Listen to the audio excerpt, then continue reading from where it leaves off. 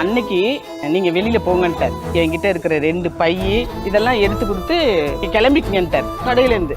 நான் சரி நான் கிளம்பிக்கிறேன், நீங்க நான் வேலை செஞ்சதுக்கான சம்பளம் கொடுத்துருங்கண்ணா அப்படின்ற. நீங்க 3 நேரமும் சாப்பிட்டீங்கல்ல, சரியாயிடுச்சு அப்படின்னாரு.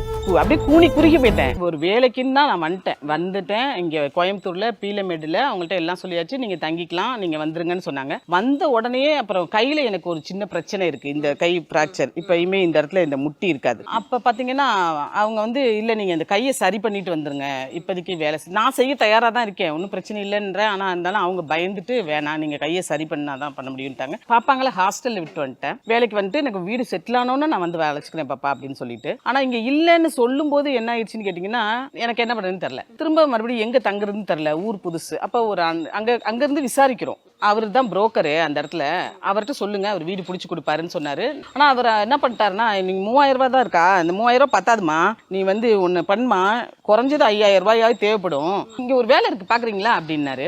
வேற வழி இல்லை, நான் பார்த்தாகணும், ஏன்னா அங்க வேலை இல்லைன்னு சொல்லிட்டாங்க. நான் ஏதோ ஒரு வேலை பார்த்தானே ஆகணும். கொண்டு போய் ஒரு ஹோட்டல்ல கொண்டு போய் பாத்திரம் விளக்குற வேலையில விட்டுட்டு, இங்க ஒரு அம்மா இருக்காங்க, அவங்க கூட வேணா நீங்க இங்க ஸ்டே பண்ணிக்கங்க, இன்னைக்கு ஒரு நாள் வேணா அந்த அம்மா பாத்திரம் விளக்குறாங்க, அவங்க கூட வேணா நீங்க இங்க படுத்துக்குங்க. அதுக்கப்புறம் மறுபடியும் 3 நாள் ஆயிடுச்சு இவங்கள்ட்ட. இங்க ரொம்ப வலிக்க ஆரம்பிச்சிச்சு, கை ரொம்ப வலிக்குது எனக்கு. நான் சொல்றேன் அந்த அண்ணாட்ட, அண்ணா எனக்கு ரொம்ப கை வலிக்குது, ஒரு 2 நாள் மட்டும் நீங்க நான் இந்த அம்மா கூட இங்க தங்கிக்கிறேன், நான் வேற 2-3 நாள் கழிச்சு நான் உங்களுக்கு மறுபடியும் வேலை செஞ்சு கொடுத்துட்றேன் அப்படின்னா, அவர் ஒரே வார்த்தையில சொல்லிட்டாரு, நீங்க வேலை செஞ்சாதான் இங்க இருக்க முடியும், நான் ரிஸ்க் எடுக்க முடியாதுங்க அப்படின்ட்டார். உடனே அந்த நாள் அன்னைக்கு நீங்க வெளியில போங்கன்ட்டார்.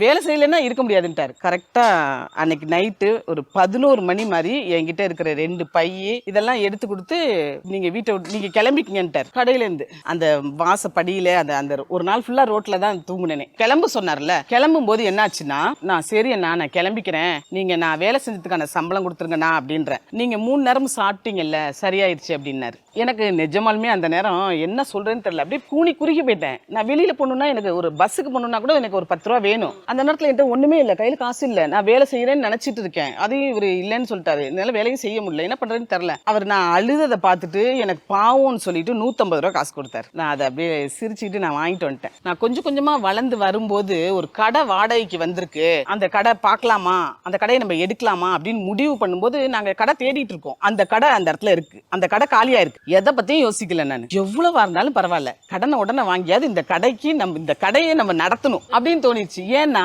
அந்த ஓனருக்கு முன்னாடி நம்ம உட்காரக்கூடாது, வேலை செய்யணும், அவர் வேலை செஞ்சுட்டே தான் இருக்கணும். அவர் அந்த ஓனர் இருக்காருல்ல, அந்த ஓனருக்கு முன்னாடி நம்ம உட்காரக்கூடாது.